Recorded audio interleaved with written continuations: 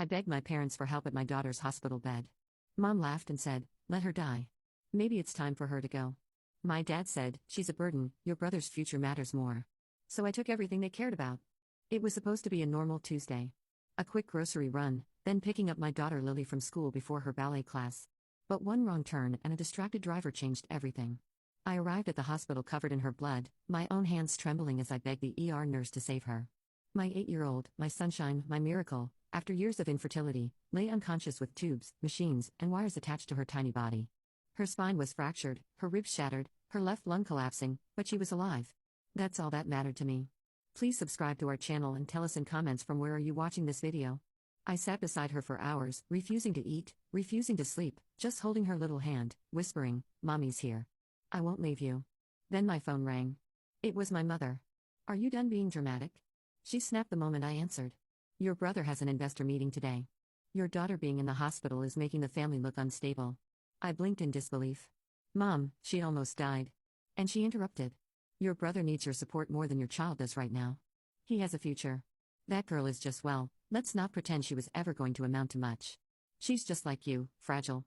I didn't speak. I couldn't. But my silence made her bolder. "Honestly, if she doesn't make it, maybe it's for the best. Focus on someone who has a real shot in life.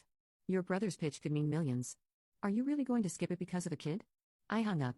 For the first time in my life, I didn't cry. Not when my mom dismissed my daughter's life as expendable. Not when my father texted me that night saying, "Listen to your mother. You're too emotional. Lily's just a kid. There will be others." Others? Lily was not a placeholder. She was my reason to breathe. The next morning, I came into Lily's room to find her awake, weak, tubes still in her chest, but her big brown eyes fluttered open and found mine. "Mommy," she whispered. And I broke. I sobbed into her blanket like I had never sobbed before. I didn't tell her what Grandma said. I just kissed her forehead and promised her everything would be okay. But something changed in me that morning. Something fierce, something final. When my parents arrived at the hospital with a smug air of forced concern, they brought balloons and a tray of bakery cookies as if a cheap gesture could overwrite their cruelty.